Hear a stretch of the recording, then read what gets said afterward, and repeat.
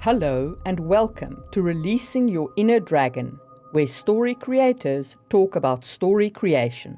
Your hosts are Maxwell Alexander Drake, who, in addition to teaching creative writing around the world, is an award-winning novelist and former lead fiction writer for Sony's EverQuest Next. He's also written for other game properties like Shadowrun, written comic books, stage plays, musicals, sold movie scripts, and is currently producing an animated TV show that he's written and directed titled Gods. And Marie Mullaney, author of Songwheel Chronicles and YouTuber of the fantasy world-building channel Just in Time Worlds. We hope you enjoy this episode. Welcome to the very first episode of Releasing Your Inner Dragon. I'm really excited to do this. This is going to be awesome. It's going to be a lot of fun. Today, we're kicking off with what about themes, what they are, why you should have them, and who does them well. Let's start with what is a theme? You know, theme is I think, the most complicated topic. And unfortunately, I also feel like it's not really explored to the level that it should be.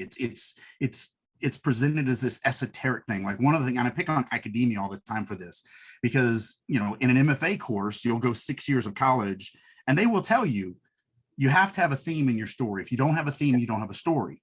You can never mention your theme in the story, because if you ever mention your theme, you're preaching.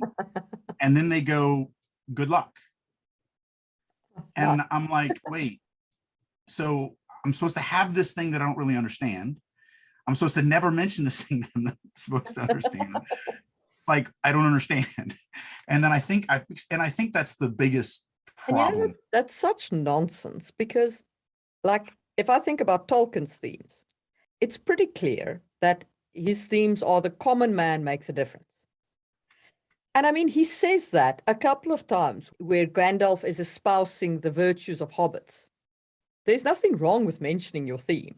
So that's a perfect example of not mentioning the theme, though, is in my definition. You know, by Gandalf talking about how even a tiny hobbit can impact the world. You're not saying, by the way, people, it doesn't matter how small someone is in life or how inconsequential, they can have a big impact. Like, sure, you're not spelling it out.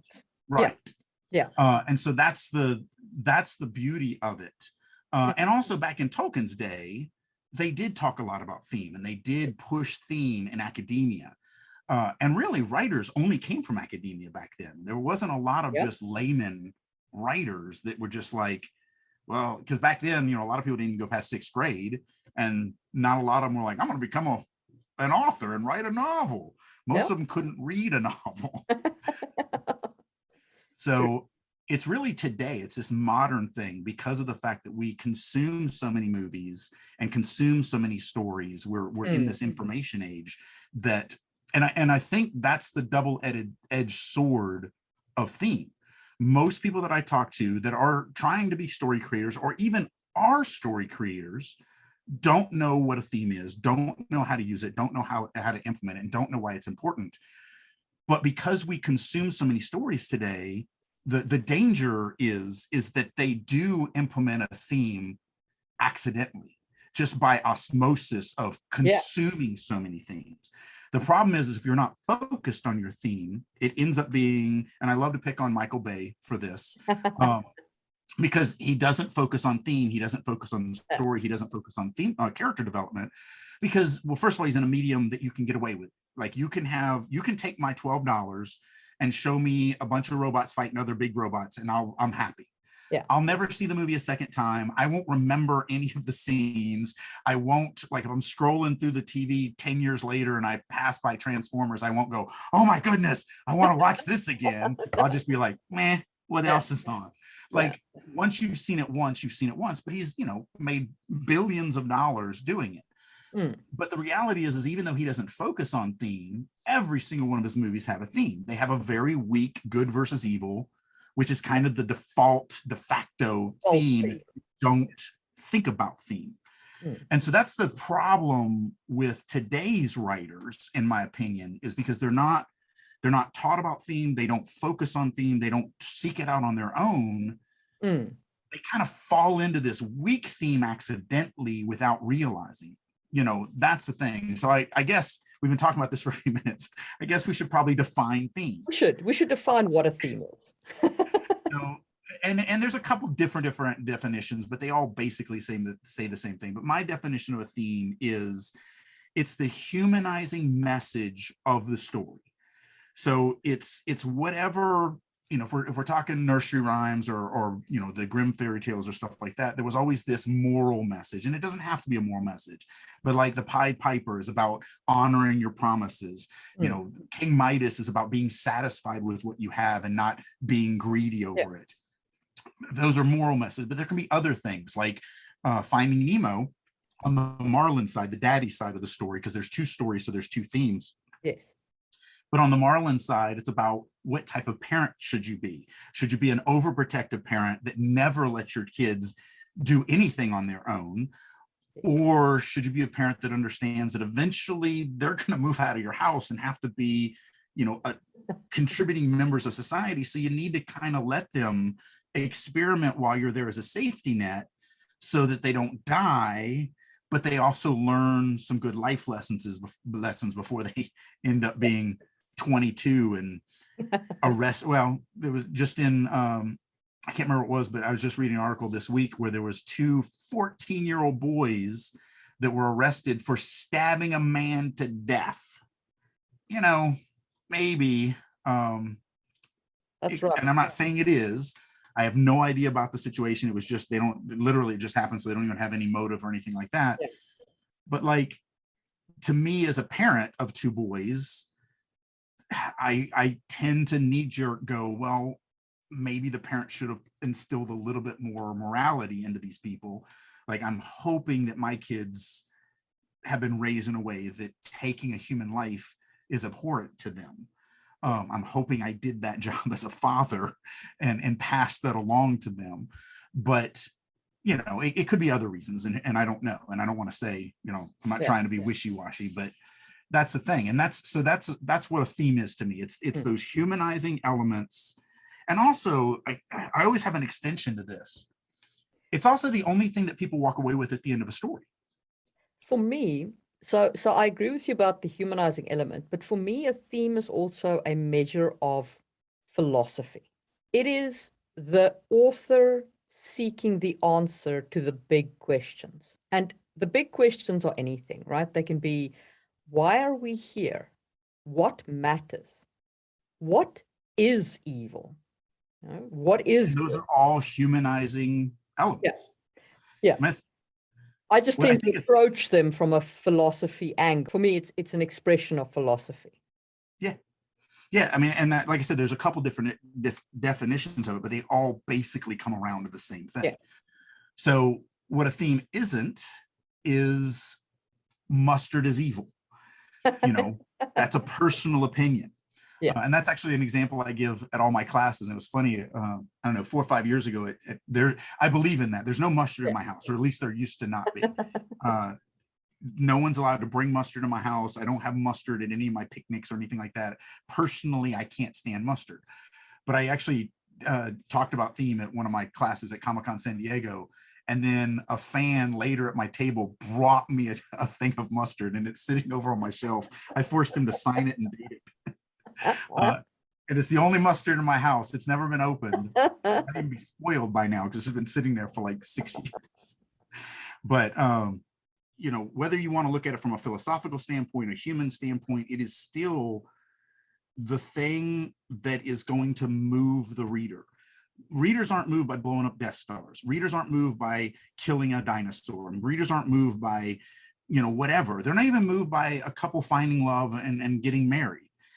They're moved by the human elements of it, the philosophical, the bigger picture items that then they can relate to their own lives. Because that's, in my opinion, and there's a couple ways to look at storytelling, but in my opinion, what I do as a storyteller is I want my audience to be a better human being after taking the journey through my story.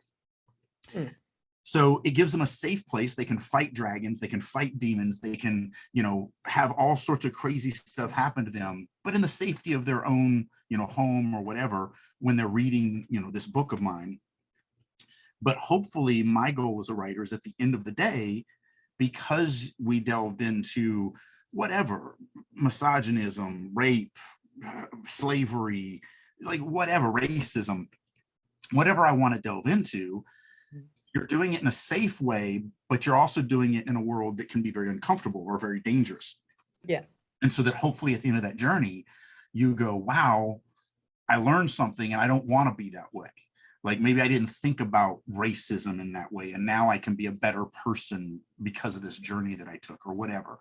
Or like in this kids movie that I just wrote, it's all about believing in yourself. And so, and it's for 6 to 10-year-olds. So my goal in writing that is to hope that if it ever gets made, that the kids who watch it can come out the other side and go, wow, maybe I could believe in myself a little bit more than what I do or whatever. Yeah. So who do we think has done really great themes? Like where have we seen like fantastic themes? Obviously Tolkien did his themes, which were tied into his races. That's the classic. But there have been others for me that have hit themes really, really well. Jacqueline Carey is one of my favorite authors who I think has done what I think is one of the bravest themes I've ever seen. Her core theme is what a society built on love would actually look like. Like if you had love as you will, if you had love your neighbor as your true core theme of your society, what would that society look like? And I tell you, it looks different from most Christian societies. I think that was probably one of the bravest things I've seen an author do. And it's gorgeous. It's a beautiful book. And you hope that people, become better. I mean, and this is getting personal, but like I do the craziest stuff as a human being. So like one of the crazy things that I do, and I do a lot of things like this, because I'm constantly thinking about everyone else. I'm constantly thinking about, oh, if my action is going to affect whatever. Here in Vegas, I live in Las Vegas, and there's a lot of 4-lane roads. So 2 lanes going one way and 2 lanes coming the other way. And at intersections, especially in some neighborhoods, they don't put in turn lanes. So if you're in the right lane and you're going straight and someone's behind you wanting to turn right, which is legal to do on, like if no one's coming, they should be able to turn and just go on their merry way. Yeah. But if there's no turn lane and I'm going straight, then they're stuck behind me. And so like one of the things that I will do as I'm coming up, if I know I'm going to get stopped at a red light and I know I'm the first car, like if there's already a car sitting there, then I don't. But if I know I'm going to be that first car that could possibly, even if there's no one behind me, I will get over to the left lane because I'm going straight. I want to keep that lane open to let it be a turn lane and what am I stopping them? 30 seconds at most? Yeah. And they'll never notice. Like, even if they see me get over, they'll just assume that I'm doing it for my own selfish reasons. Like either I'm going to turn left later or whatever. But so little things like that. And I often daydream about a world where like, if everyone just lived their life thinking about everyone else, I don't speed on the highways and I don't do all this crazy driving, not because I'm an old man that just doesn't drive fast anymore. I do it because I don't want to cut anyone off. I don't want to stop someone else from, merging onto the highway or whatever. So I try to make sure that I drive for everyone else, so that I'm literally never going to be an impediment for you doing this stuff. Yeah. And so I daydream about a world where, man, if we all just cared about strangers at the same level that we care about ourselves, this world would be an amazing place. So I haven't read that book yet. This is the second time you've told me about it, and I really do want to get that. Yeah. Because I might be able to fantasy fulfill it. I really highly recommend it. They're doorstop books. I mean, she writes Brandon Sanderson. What's the name of the series? You haven't said. So the name of the series is Kashil's Legacy, and the first book is Kashil's Dart. So that I recommend to everybody who's listening to this. Now, let's talk about your favorite theme or your favorite who missed. who missed the theme?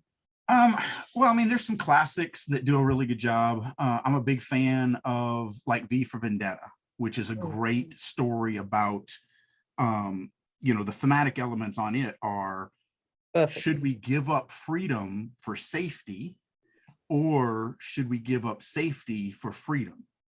And since I am, more socially liberal, I believe in the individual person. I don't believe in tyrannical governments and dictators telling me how to live my life. So, the story resonates well with me. Yeah, I'd rather be a little unsafe and more free. Right. And also that allows because that's the kind of the thematic elements. Like, they get rid of the darkies, they get rid of the gays because those people might be dangerous to them.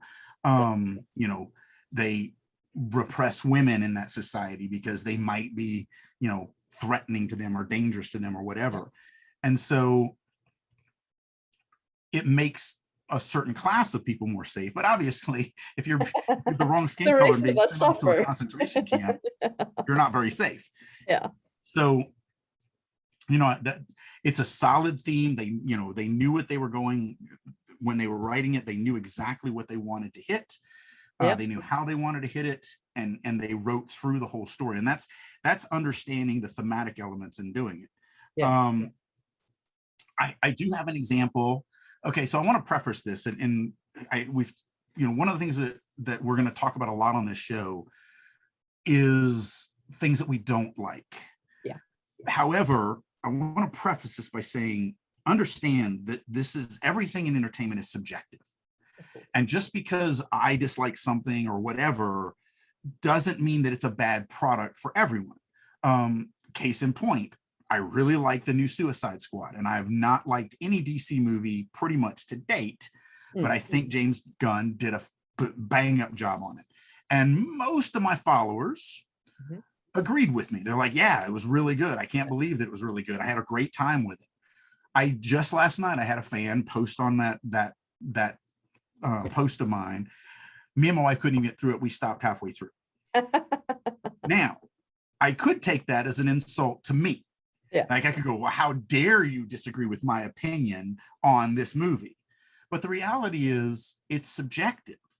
And so my response was, yeah, the movie definitely isn't for everyone because it is very bloody. It is kind of silly. It's over the top. It's got a certain type of dark humor that I appreciate, but not necessarily everyone is going to appreciate. And so as we get into things and we talk about, stories that maybe didn't resonate with us or whatever, we are not attacking you if you happen to really love, like if you're a huge Twilight fan, nor are we attacking the author or the filmmaker or anything. Like the product, for whatever reason, didn't resonate with us, in our opinion.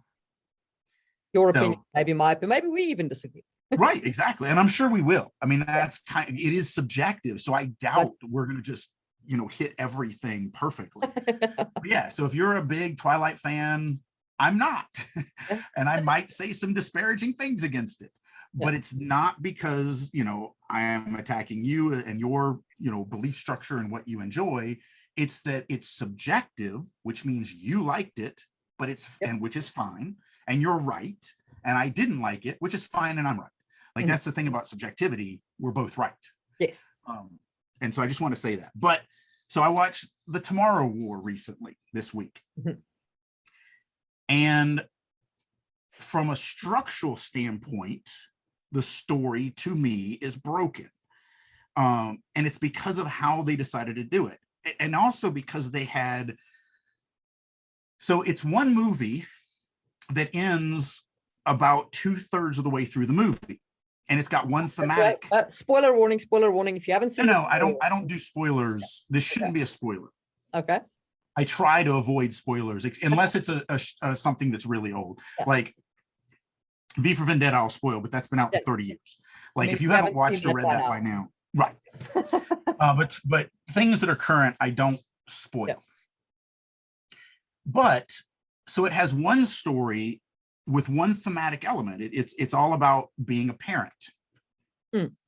and the sacrifices a father will do. I mean, that is the thematic element. And it ends 2/3 of the way through the story. And it's over. Like, it's literally resolved. The problem is it's not resolved. It's only resolved in the events. It's not resolved thematically. It's left hanging thematically, and it's never resolved. And then for the last third of the movie, in a completely different location, in a completely different time, we have a completely different story with a completely different thematic element. And so it's this jarring for an audience member. It's a jarring, wait a minute, but you didn't resolve that one, and now you've given me this new one.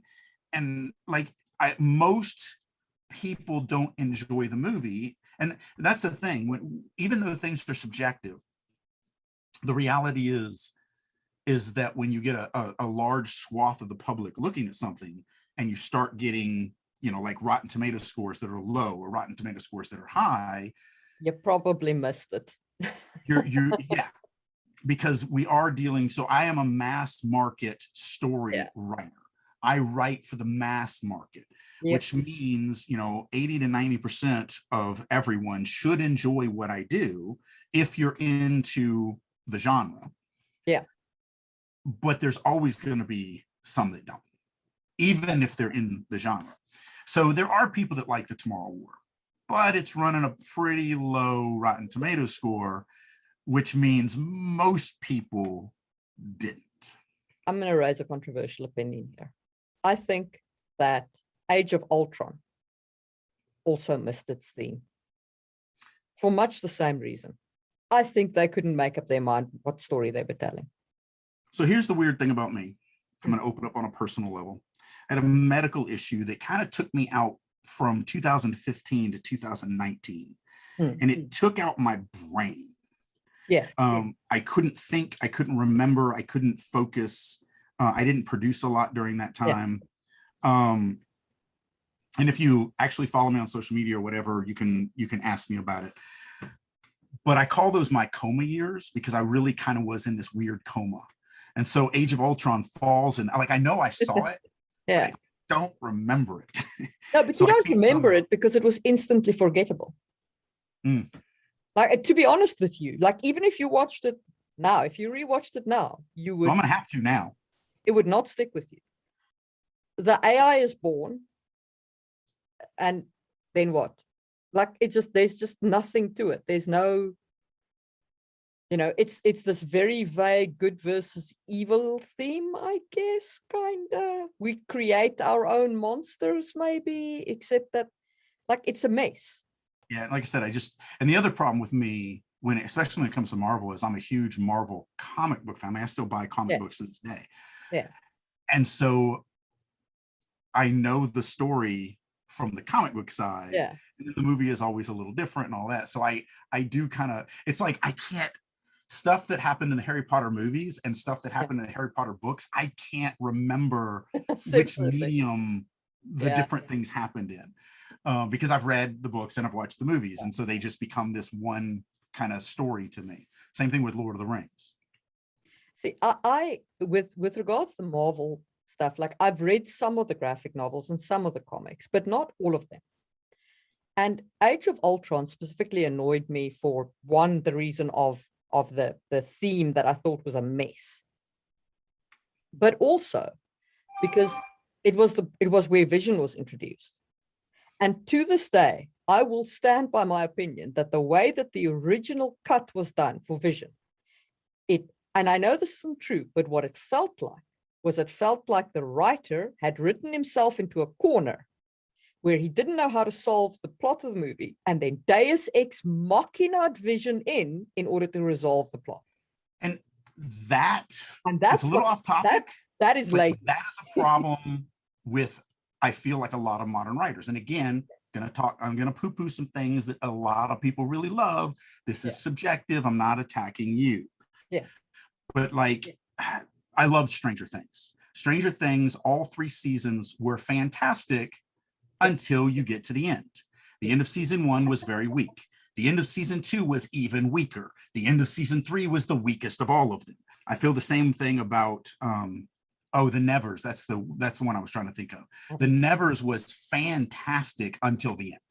And I'm seeing this over and over and over again, where these modern writers who don't have the background and the thematic elements and don't understand, as well as they should, story structure and everything like that, they're getting to the end of these things and they're ending up kind of less than, just like you said, they're coming up with an ending that the story, it's just a convenient ending instead of a logical, exciting, gut buster ending. I feel that it's a thing that goes back to Terry Goodkind's work. Now, if you like Terry Goodkind's work, good for you. His magic system has one spell in it: summon Deus Ex Machina. That's the end. That's the end of every single book. Richard makes some astounding realization that comes out of nowhere, and boom, the plot is resolved. I agree. And I'm not a huge fan of the series. I mean, I only read the first book, and that was enough for me. Yeah, I got through one. That was me. But and that, I think, is where it started, because I mean, clearly there's an audience for it because he's a massive blockbuster success, right? As an author, I wouldn't call him up there with like that's Jordan. Also a different time. Yeah, back then was kind of the birth of fantasy. Yes. And the genre was just being developed, back in the 70s, especially. I mean, fantasy. Goodkind wasn't 70s, was he? No. He was. It was 80s. But back in the 70s, especially, authors had a very nasty, negative opinion of fantasy. So, like, there were fantasy authors, Ursula Le Guin, Catherine Kerr, those guys came from the 70s. Well, so that I was actually with Anne McCaffrey. If you actually had told her that she was a fantasy author, she would slap you. And she would say, I am not a fantasy author. I write science fiction. I'm like, woman, your books are called The Dragon Riders of Pern. Like, you're a fan, like, you can't get more fantasy than that. At best, they're science fantasy. She was livid. I do not write fantasy crap. That's for children, and it's garbage. So, I mean, even Jane Yolen, when she wrote a book about how to write fantasy, which is an amazing book, the title of the book is How to Write for Children. It's literally, and that came out in early 80s, somewhere around in there. So, like back in the 70s, it had a very bad stigma of fantasy. Even though they were making money on it, it still was just for children and not to be taken serious. And any writer of any note, would not be caught dead writing it. But, then the 80s came around and it became, much more mainstream. And then obviously 90s and 2000s. And now pretty much, if you're not writing fantasy, you're not in the genre, right genre. But yeah, that's kind of the trajectory that it took. So back then it was new. And so, but like, you could get away with a lot more. Right. Well, I say this all the time. I'll be at a writers' conventions teaching, and I'll have fans there that either are fans of my teaching or fans of my writing, and they'll be excited to talk to me on a one-on-one basis. And it's a writers' conference, so they're there.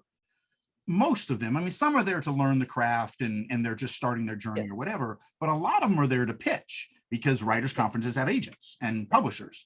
And so they're there to try and get discovered, try and get sold, and so on and so forth.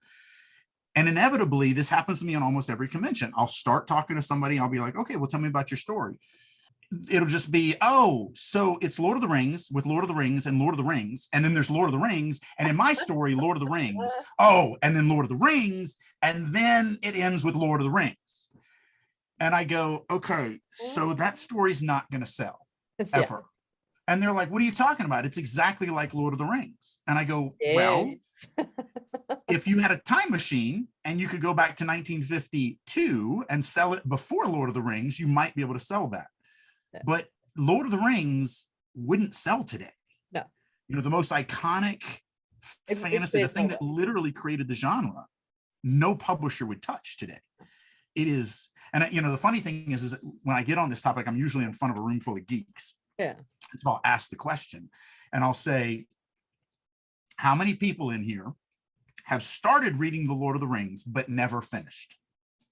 And I'm not even kidding. Comic-Con, Gen Con, Dragon Con, no matter where I'm at, half of the audience will raise their hand. The most iconic fantasy novel of all time, half of all fantasy fans have never finished reading because it's not good. No, like it's a tough read. It isn't good. So it's a great story. He had some great prose elements, but it could have done with a serious cut on some of the descriptive elements. The walking. And he is not a poet. And all of those songs should have been stripped out. Like every single appearance of Tom Bombadil should have just vanished. Yeah. And I think Jackson did a disservice to especially the second movie. But the one thing that he nailed in spades is cutting Tom Bombadil. Yes, absolutely. But okay, so yes, I agree with you. And I mean, David Eddings, like I read him and I enjoyed him as a teen, but he wouldn't get published today. There's no way. There's the theme is too weak. The stories are repetitive. The prose is not that strong. He overuses trope with the hats. But again, he was right in that beginning crop. But he was in the beginning. He got away with. The industry was hungry for him. Yep. And if anybody was willing to do it, but this is a buyer's market now. There's hundreds of thousands of people trying to break into fantasy. Yeah. So now you have to stand out from the crowd. Now more than ever, theme is the most important thing. Yes. I say it all the time. I say, if you don't have a theme, you don't have a story. And then I'll look up when I'm teaching and I'll notice that 80% of the people have this look in their eyes where you can tell they're going, what is my theme? And I always say in that class, I'll go, if you're wondering right now what your theme is in your story, it's because you don't have a story. You have a series of events, but that's not a story. That's a Michael Bay film. Is what you have. And so people, if you're watching us in order to get writing advice, make sure you have a theme. And the crappy thing, and I'm going to do a plug, and I don't usually plug myself too hard, but the crappy thing is there's not a lot of literature out there on theme. There is like a 10,000 word document on theme. There's tons of books on it, like where people actually will talk about the thing, but they don't break it down. And that is one thing that I do love about the book that I wrote, Dynamic Story Creation, is that it is very theme focused. We talk about not only what a theme is, but like how to find your theme, how to use your theme. Because that's the thing, one of the most important things about understanding your thematic element, just going back to what I said about the Tomorrow War, when you understand your theme, when you have either written your story or if you're a plotter like me and plot everything out, you can go through and ask every single scene, do you drive the theme? Yes or no? And if the answer is no, you cut the scene. So if they had took the Tomorrow War and knew and said, okay, we're going to do this thematic element, it's all going to be about, let's just go with their first theme, which is all about how a father should be to their children. And technically the second side of it has an element of that because it is Chris Pratt traveling with his dad. And so you could say, oh, no, they continue the theme, but it's actually a different theme there than it is in the first 2/3 of the movie. And I don't want to go into details about it, but trust me, it's different.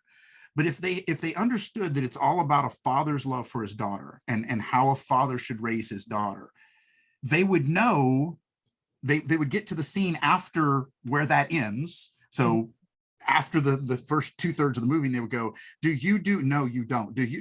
Oh, wait, no. Oh, wow. It's never mentioned again in the rest of the story. Maybe I should rethink how I'm going to play this out. And I will say from a pantser's perspective, because I am a pantser, right? So in this dynamic duo, I'm the pantser side of this relationship. And I'm a hardcore plotter. And we're going to talk about that here in a second. We are. from a pantser's perspective, if you do not have a theme, you cannot write. Because if you do exploratory writing without a theme, you are just going to write complete nonsense. It's like, forget it. So we just said we might argue about stuff in this Okay. podcast. Okay, I'm going to be the devil's advocate. Now, I'm not a pantser. However, I do teach pantsers, and I'm friends with a lot of pantsers, and we have these discussions all the time. Because here's the only, so you may be, because you're brilliant, and it's one of the reasons why I'm doing this podcast with you. But most people, me included, don't usually know what our theme is, our major theme. Now, there's major themes and minor themes, and we can talk about those, during the course of this as well. But the major theme is the one theme. You have one major theme per story arc.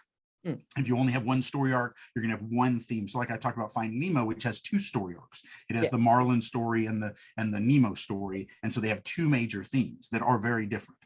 Me as a plotter, when I'm first plotting out, I have no idea what my major themes are. And I've at least in the pantsers that I know, for the most part, they don't know what their theme is either when they start their discovery writing process. But this is where the term kill your darlings come from. And I've actually been on a mission for the last 5 years, because I go to a lot of writers conferences, I go to a lot of writers groups, and I've noticed over the last 5 years that term is misused. A lot of people are using the term, oh, you've got to kill your darlings, to mean you've got to George Martin your characters. You've got to kill every character. No. And killing your darlings actually has nothing to do with characters at all. It has nothing to do with whether they live or die. Yeah. It is and it's not a pantser term. It's a plotter term. It's not a plotter term. It's a pantser term. Killing your darlings means killing a scene that you have written that doesn't push your theme. Yeah. So most discovery writers, and again, I'm not one, but most that I've talked to, they start writing and writing and writing, and about a third of the way through, so about 30,000 words or so, they'll go, oh, this is what my theme is. And then they basically have to cut all or most of what they've written, and now they can start writing the actual story that they were hoping to write last month when they started this journey. And so again, if you're smart enough to know what thematic element you want to use ahead of time, then you're way ahead of the curve on most people. But I wanted to go down this path because I don't feel most writers can do that. I can't do that. I never know what my theme is when I first start a project. I have to spend some time plotting it. So the difference between a plotter and a pantser is that I will write synopsises of every chapter as I go along. Yeah. So if I have 50 chapters in a book, I will have 50 synopses, like 50 little, this is going to be in this chapter, and this is going to be in this chapter, and this is going to be in this chapter. Whereas a pantser, that's boring to them. They don't want to know the story. So they just start writing, and then they'll just get there eventually. But cutting your darlings means, looking at the scene, going, does it, now that I know what my theme is, does it push it? No, I got to cut it. And if there's anything important in it, I'll just have to move it somewhere else. So yes, that is exact. And that's exactly how I write, right? I just write. But as a pantser, I have to understand my characters and I have to understand my world. Okay. So I actually spend as much time as a plotter planning up front. I just spend it in a different place. Like we had this discussion where you said that you had this festival that you never defined, that people just referred to, okay? And you can do that as a plotter because you knew that you're never going to use this festival. I cannot write like that. Okay? I have currently got 6 festivals in my world, and I know what every single one of them does. I know the rituals there. I know how they influence the people. I know what impact they have. I know everything about those festivals. Because if I don't have that knowledge, I don't know how it impacts my characters. And then I can't pants write because I can't just have people interacting and bouncing off each other and the story developing in my head. I knew what my overarching theme was in going into the novel. I knew what the story is that I want to tell. I know, like, on that very high level, what I'm trying to tell. But I didn't know what any of the sub-themes was, which is fine. But without that North Star to guide me, I was like, I wouldn't have continued writing because there's nothing to write for. And Right. that to me is like what. And so I want to add on to that, but I also Yeah. want to make a comment about that.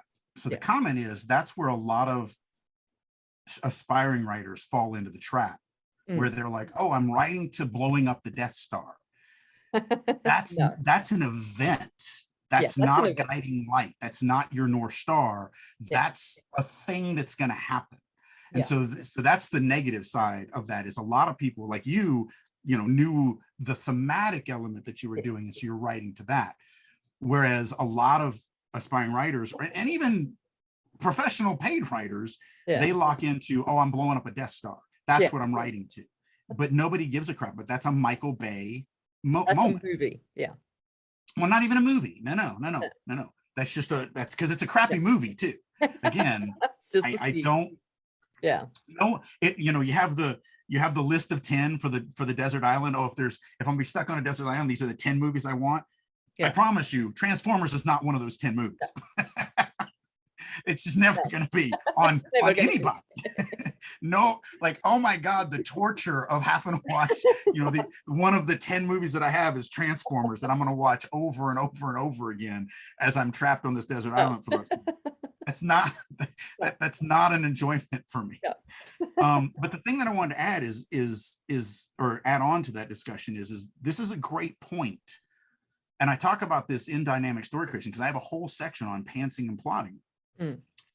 It's so Stephen King, which I am adamantly against on this topic, believes that there are two sides. There are pantsers and there are plotters. He also believes that plotters are horrible writers and pieces of garbage and should never write, and only pantsers are real writers. I think he's wrong on both of those scales, and I'll talk about the second one in a second. But the one to add to yours is the reality is it isn't two sides. It's actually a sliding scale. And you as a writer are somewhere on the scale. So you're not a true pantser. And I've said this before, and it makes sense. This still fits with my thought process of why you said that. I don't believe you can write fantasy, and especially epic fantasy, and be a true pantser. You could write a murder mystery, you could write a romance, you can write, all these lit fictions that are out there and stuff like that as an absolute pantser. You can, I've got a friend who writes chick lit, and she says, well, the characters just move into my head and they talk to me and I just write their story. You can do that because they're very, they're simple little stories that just start and end, and they're, talking New York Times bestseller. So I'm not, you're not belittling this. They're just not, one of the projects I'm working on is 20 novels, 4.8 million words. You can't just pants that. So you have to think about that at a deeper level. So it is a sliding scale. And the funny thing is, when I write like short stories, I'm much more of a pantser than I am a plotter of my short stories. But now, like, as I said, so if I were to just start writing without any concept of the world or anything, right, then if you define that as a pantser, then sure, I'm not a pantser.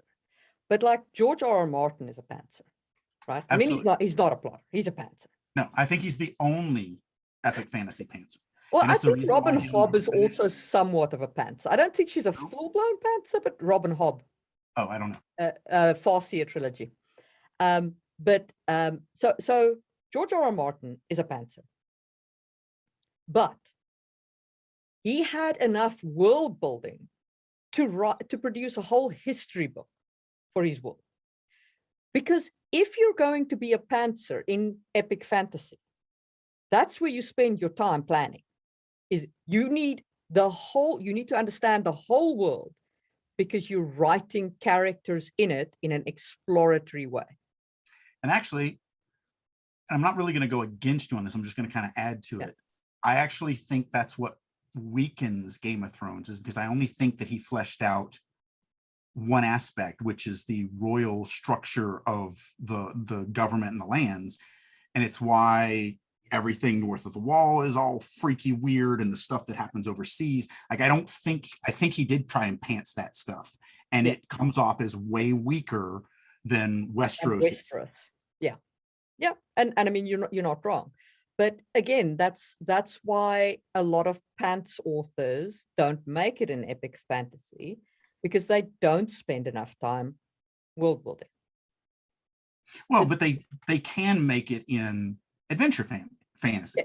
So remember, there's a huge difference between adventure fantasy, which is more of your Terry Goodkind, Terry Brooks, David Eddings, Yeah. than epic fantasy, which is me and Sanderson and Jordan and Martin.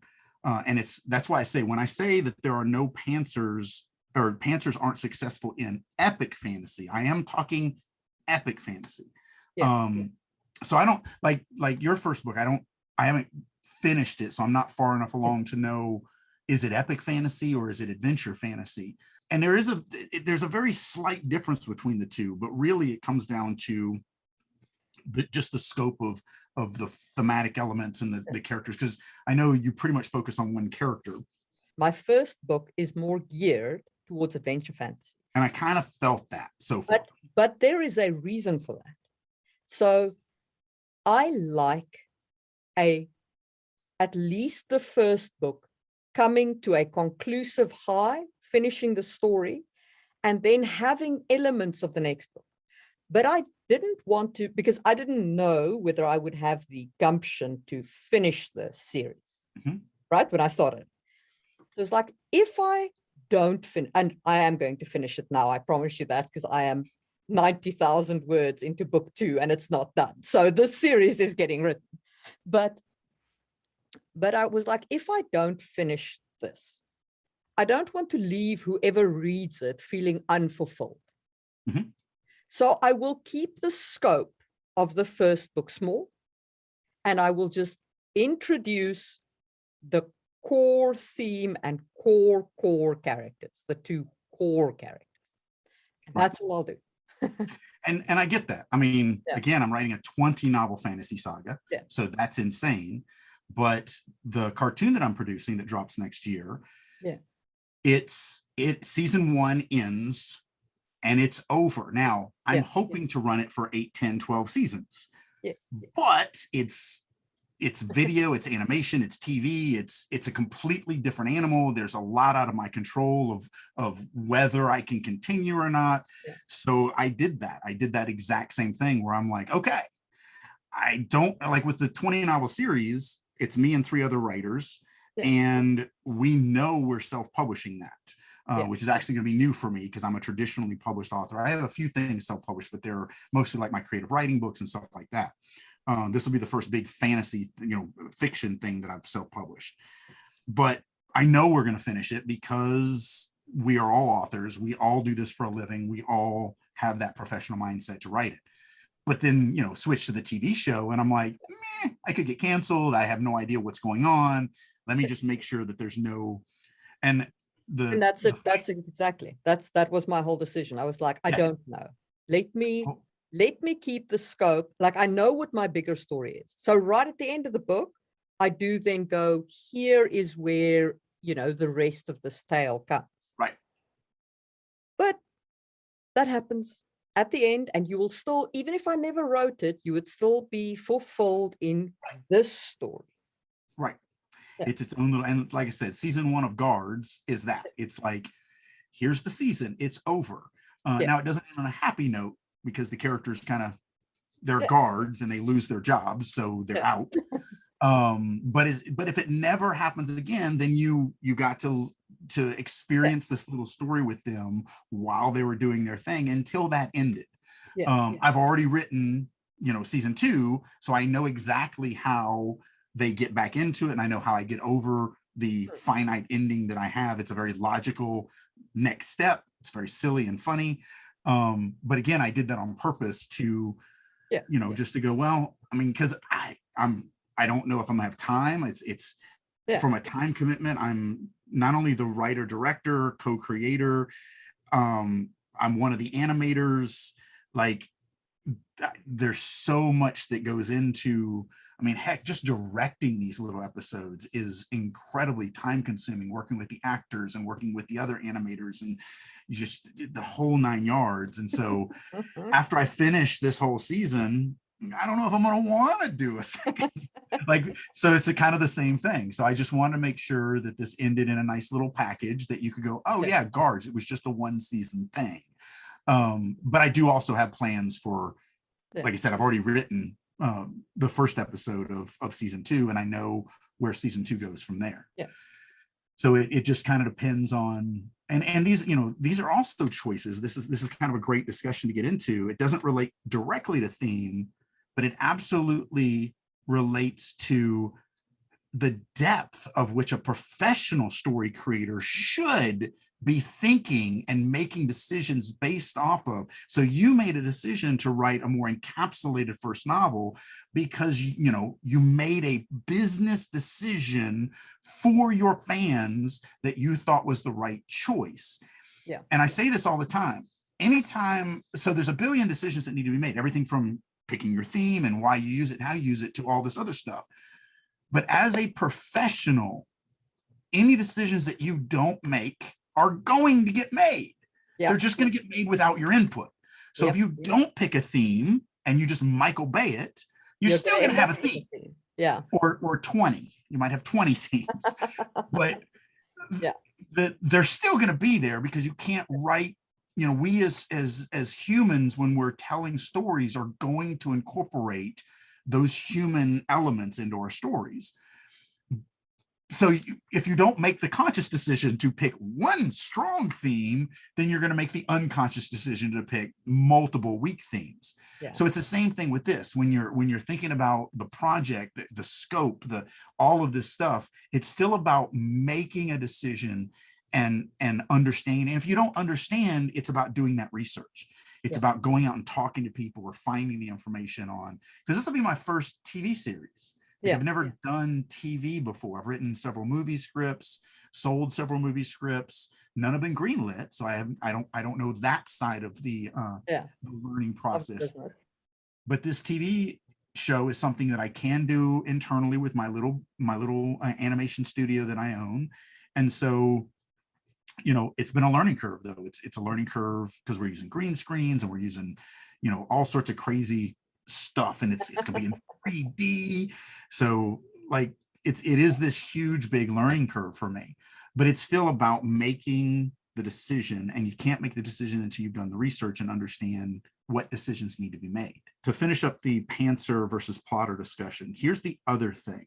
The biggest reason why I'm against Stephen King in saying that you're either a pantser or you're a plotter, and if you're a plotter, you suck, is because the reality is you, and I'm talking to you, the listener, you are one or the other. I have never found anybody that was one and could be the other. And so I'll say this, I always do this. I always say, have you ever come up with an idea for a story that you knew was going to be just New York Times bestselling gold? You sat down, you were uber excited about it. You started writing like a demon.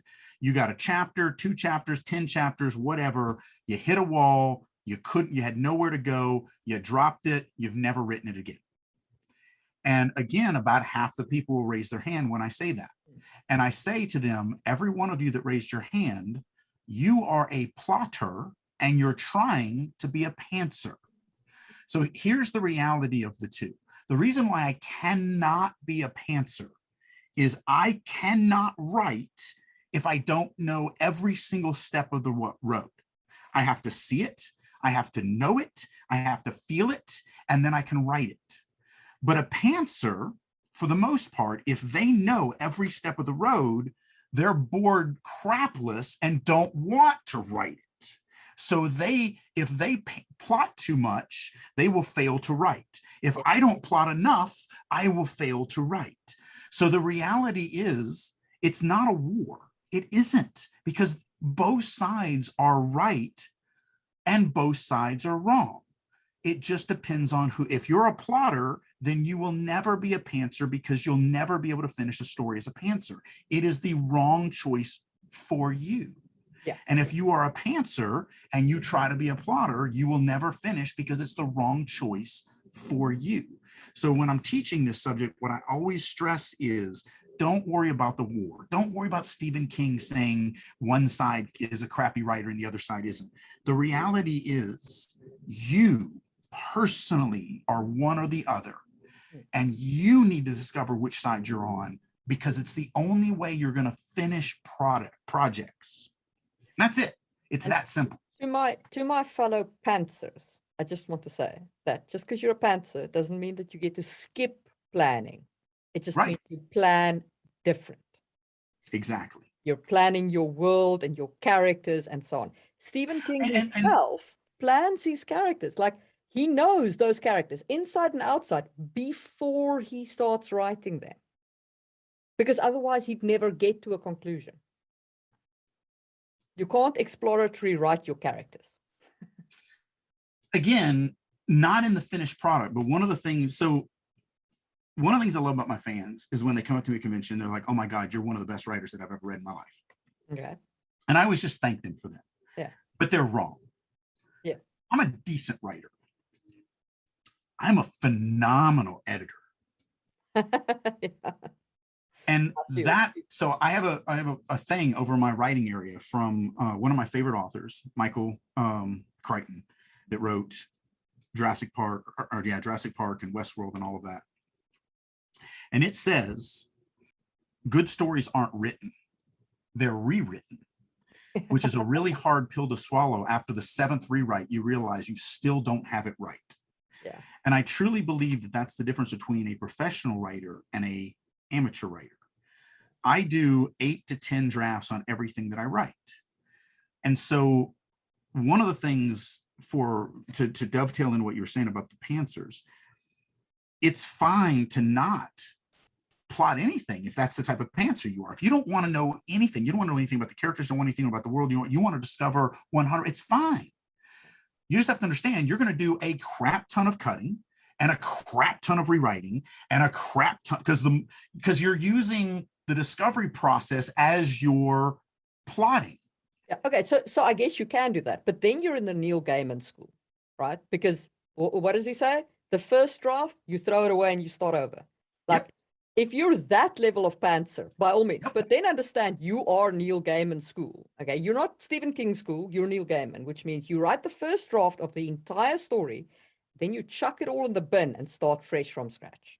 Like, without looking at the old version. Without looking at the older one. You're done with that version because you've now explored all of it. Now you're not editing. You're not editing. You're writing another novel. Yes. So, yeah, but that's the thing. But here's the reality. Some people are only going to be able to do it that way. Yeah, 100%. And if that process works for you, good for you. Right. That's a bit too much for me. Well, and that's what I said. It is a sliding scale. It isn't all or nothing. It isn't. And so this war that some of these more established writers try to create is fictitious. It's not real. Because you're going to write. Nothing's that clear cut. There's no thing like. Right. And that's the thing. I mean, and that's why I stress this, and that's why I teach it so often, because it's something that nobody else talks about. Nobody else talks about the fact that it's a sliding scale, that you have to discover which side you're on, because it's the only way you're going to be successful. Yeah. You have to know what type of writer you are. You have to. Yeah. It's vitally important. If you've enjoyed this episode, you will probably like Marie's YouTube channel, Just in Time Worlds, and Drake's courses on creative writing that he offers through Drake U. So make sure to check those out, and we will be back next week for another episode.